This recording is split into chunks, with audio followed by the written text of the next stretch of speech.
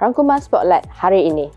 Lembaga Pengampunan cadang Najib habiskan hukuman penjara menurut Syafiee. AMK minta Akmal Saleh henti serangan terhadap rakan kerajaan perpaduan. Akmal Nasir tempelak kerajaan Kedah lewat naik taraf LRA Bukit Selambau. Insentif awal untuk penjawat awam, pesara dibayar 23 Februari menurut PM. Bekas PM Menteri Kewangan terbabit kes pangko akan disiasat.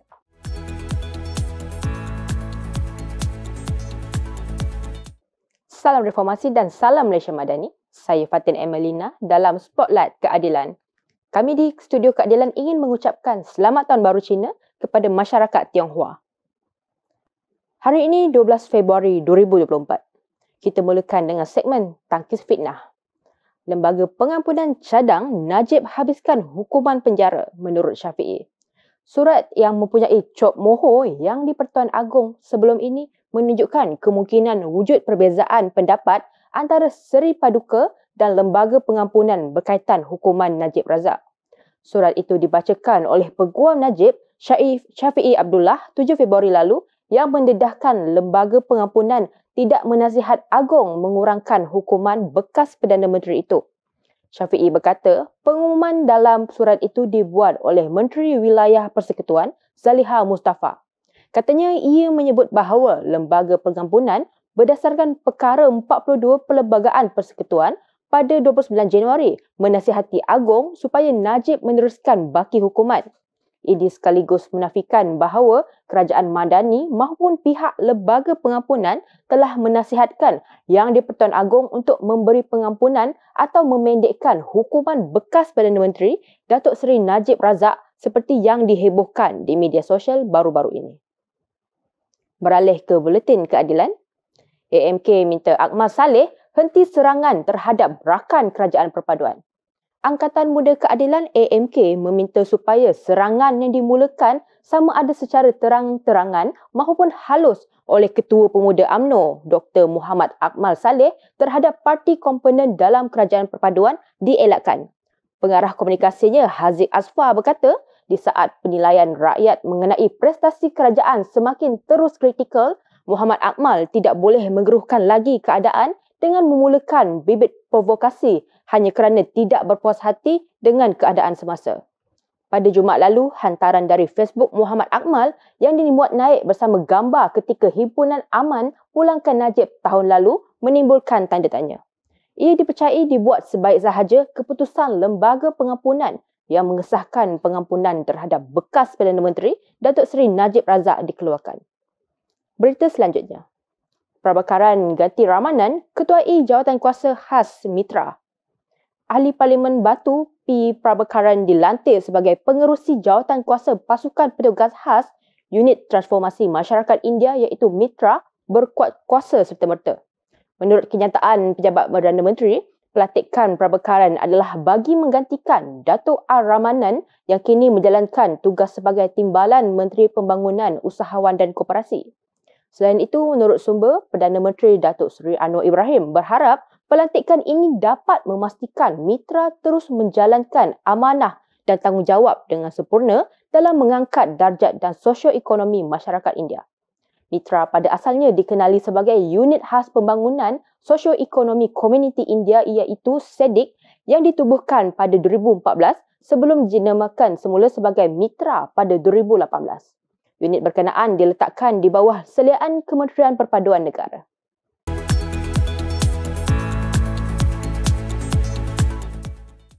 Tujuan utama kita menjual koin ini ialah untuk mendapatkan dana untuk membayar program Jubilee Perak kita. Dan kedua ialah siapa yang beli boleh dapat simpan commemorative coin. Ini limited edition. Yang ini pewter RM120 satu, ya.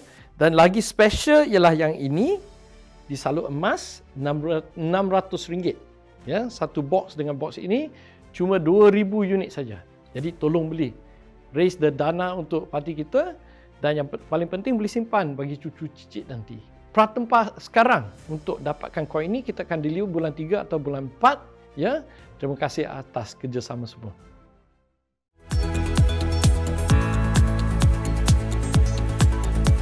Salam Reformasi dan salam Malaysia Madani. Saya Karisha Izzati.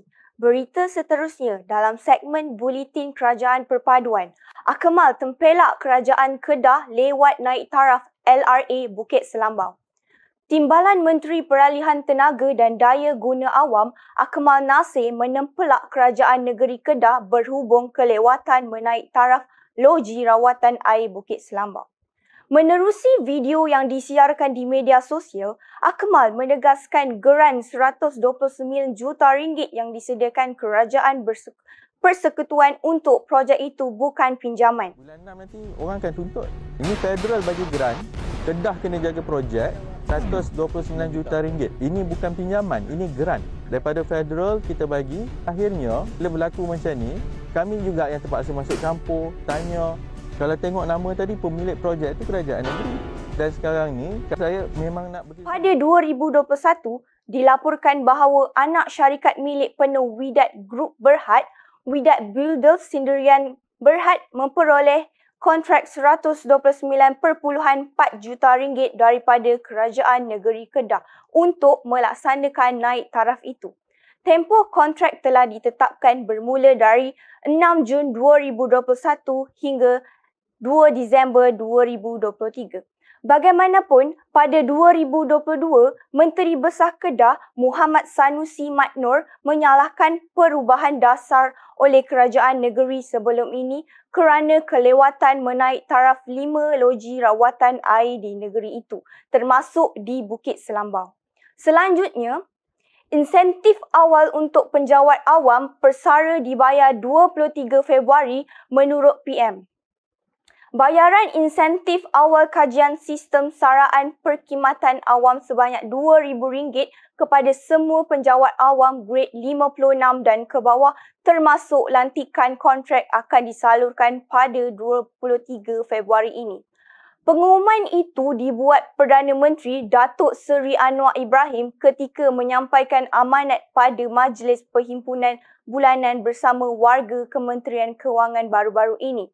Turut disalurkan sebanyak RM1,000 kepada semua penjawatan utama sektor awam membabitkan polis, bomber, tentera angkatan bersenjata dan seluruh anggota beruniform.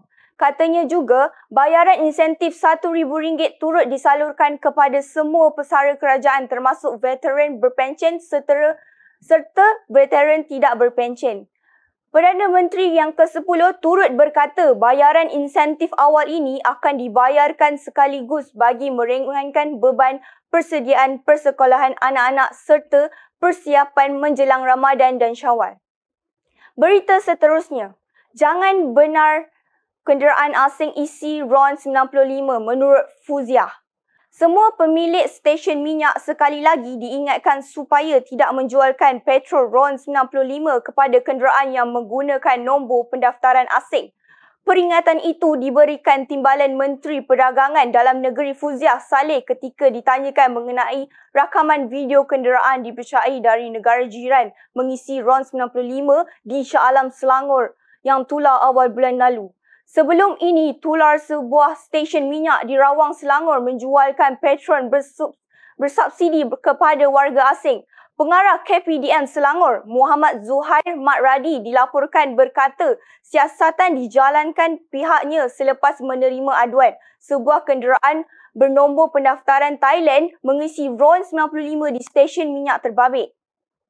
Katanya, pemilik permis iaitu lelaki berusia lingkungan 40-an sudah diberi notis arahan bagi mengemukakan dokumen mengikut Seksyen 8 Akta Kawalan Bekalan 1961. Fuziah dalam masa yang sama turut berkata, pengusaha stesen minyak sedia maklum arahan kerajaan hanya membenarkan kenderaan tempatan saja membeli RON 95. Berita seterusnya, akaun TikTok kanak-kanak KPM akan bincang bersama Kementerian Komunikasi. Kementerian Pendidikan KPM akan mengadakan perbincangan dengan Kementerian Komunikasi berhubung isu pemilikan akaun TikTok kanak-kanak di bawah usia 13 tahun. Menterinya Fadlina Siddiq berkata beliau perlu mendapatkan maklumat penuh daripada Menteri Komunikasi Fahmi Fazli berhubung isu berkenaan. Sebelum ini, Fahmi berkata isu pemilikan akaun TikTok oleh kanak-kanak bawah usia 13 tahun antara isu dipertimbangkan untuk diutamakan kepada pengurusan platform media sosial tersebut. Beliau berkata terdapat sedikit kerisauan berhubung pemilikan akaun TikTok oleh golongan terbabit selain garis panduan komuniti media sosial terhadap menyatakan kanak-kanak di bawah usia 13 tahun tidak dibenarkan untuk membuka akaun di platform itu. Fahmi berkata berdasarkan pengalaman ramai pelajar sekolah rendah mempunyai akaun TikTok yang mana ia suatu keadaan yang amat mengusarkan dan merisaukan.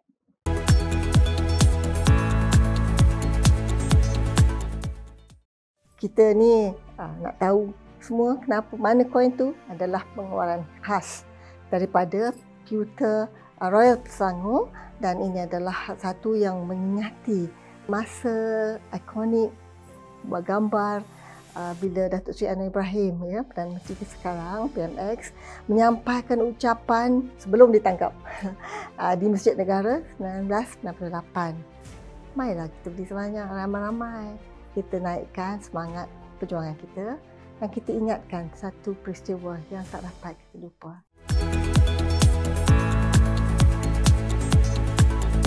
Bertemu kembali. Beralih ke berita seterusnya dalam segmen Buletin Rakyat. Isu Najib, UMNO tak puas hati tapi tiada tuntutan keluar kerajaan menurut Ashraf. Setiausaha Agung UMNO, Ashraf Wajdi Dosuki baru-baru ini menafikan beberapa pemimpin akal umbi menuntut parti itu untuk keluar daripada kerajaan perpaduan berhubung isu pengampunan bekas presidennya Najib Razak. Walaupun mengakui ramai pemimpin dan ahli UMNO tidak berpuas hati kerana Najib tidak mendapat pengampunan penuh, rasa tidak puas hati itu tidak sampai ke tahap menggulingkan kerajaan yang memerintah hari ini. Ashraf berkata dia tidak menerima sebarang pesanan atau gesaan seumpama itu daripada pemimpin parti setakat ini, termasuk semasa taklimat tertutup dengan Ketua Bahagian UMNO pada Ahad lalu. Berita seterusnya. Bekas PM Menteri Kewangan terbabit kes Pangko akan disiasat. Semua yang terbabit dalam membuat keputusan penganugerahan kontrak perolehan syarikat membekal dan menguruskan kenderaan kerajaan Pangko Sendirian Berhad sejak syarikat berkenaan beroperasi pada 1990-an akan dipanggil bagi membantu siasatan. Pangko menjadi syarikat tunggal yang memegang konsesi untuk membekal dan menyelenggara kenderaan kerajaan sejak 1993. Ketua Pusuruhjaya Suruhanjaya Pencegahan Rasuah Malaysia SPRM Tan Sri Azam Baki berkata ia termasuk Perdana Menteri dan Menteri Kewangan ketika itu. Beliau berkata keterangan daripada semua yang terbabit itu perlu bagi melengkapkan siasatan kes berkenaan. Baru-baru ini Perdana Menteri Datuk Seri Anwar Ibrahim menyifatkan kontrak perolehan Pangko hanya merugikan negara.